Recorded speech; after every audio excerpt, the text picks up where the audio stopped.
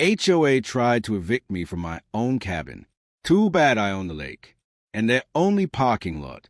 I was standing on my porch that morning, coffee in my hand, watching the fog lift off the lake.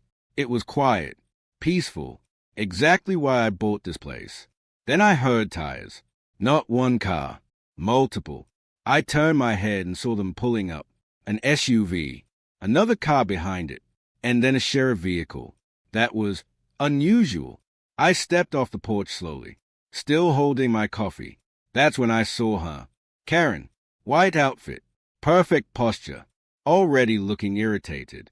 She didn't even wait for me to speak. You need to leave this property immediately. Straight to it. No introduction. No explanation. I took a sip of my coffee. Morning to you too, I said calmly. She didn't smile.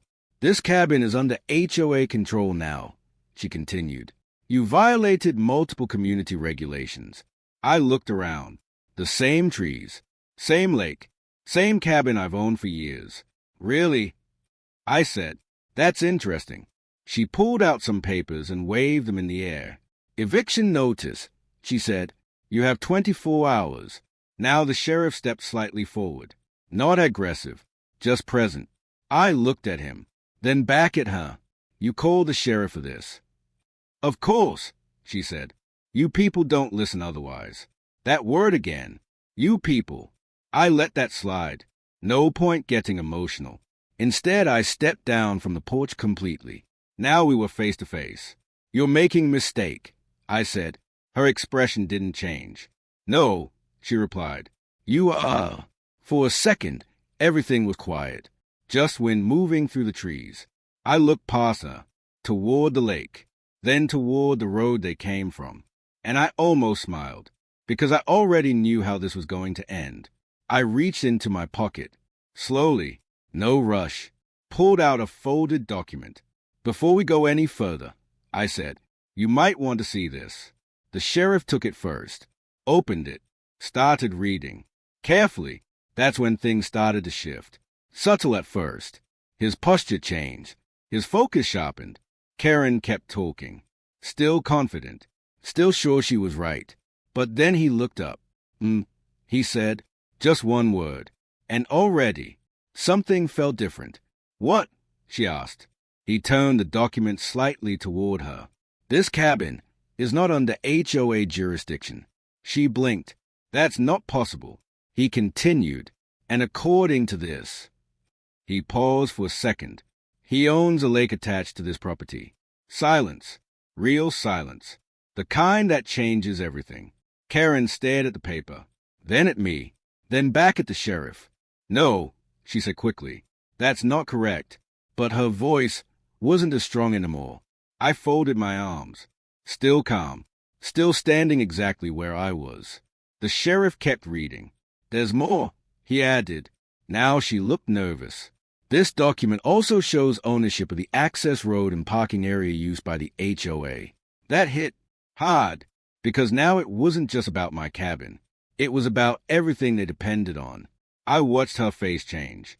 Confidence, confusion, then realization. You're saying, she started. I nodded slightly. That I own the lake, I said, and the land your parking lot sits on. She stepped back a little, like the ground shifted under her. That doesn't make any sense, she said. It doesn't have to, I replied. It just has to be true. The sheriff looked at her, then at me, then back at the document. Everything checks out, he said. That was it. That was the moment. The entire situation flipped. Karen lowered the papers slowly. Her hand tightened around her bag. For the first time since she arrived, she didn't have control. So what does this mean? She asked quietly. I took another sip of my coffee. It means, I said, you don't get to evict me. I let that sit for a second, then added, and it also means your HOA might have a bigger problem. She didn't respond, because she already understood. No parking lot, no access, no lake rights. That community she was trying to control was standing on land she didn't own. The sheriff stepped back slightly. Situation resolved, at least for him. Karen looked around, at the trees, the cabin, the lake. all the things she thought she controlled, and realized she didn't, not even close. She started, then stopped. Nothing left to say. She turned around slowly, walked back toward her car. No shouting, no threats, just silence, the kind that follows a hard truth. I watched her leave, then looked back at the lake. Same view, same calm.